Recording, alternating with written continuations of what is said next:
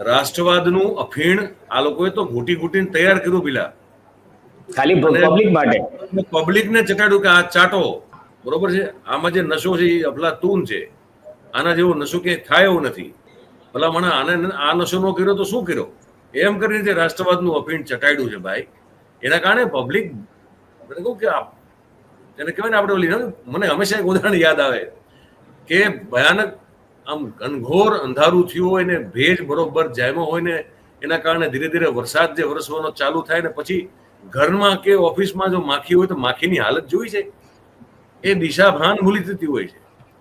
એને ક્યાં ઉડવું ન ઉડવું, બેસવું ન બેસવું, કોક મને ઝાપડ મારીને મારી નાખશે, એ બધી અવસ્થાથી એ મુક્ત થઈ ગયેલી હોય છે માખી. એ માખી જેવી હાલત આ દેશની પ્રજાની કરી નાખી. જેને જીવ ગુમાવવાનો ડર નથી રહેતો, માખીની એ વ્યવસ્થા આપણે જોઈ છે. હું એ માખી સમાન આપણી વ્યવસ્થા સમજુ છું અત્યારે, કે કોઈને ખબર જ નથી પડતી કે આપણા માટે ભલું શું, સારું શું, ખરાબ. અને આ અફીણ ખરલમાં ઘૂંટે જ રાખે છે, પીવરાવી રાખે છે મારા દીકરાઓ.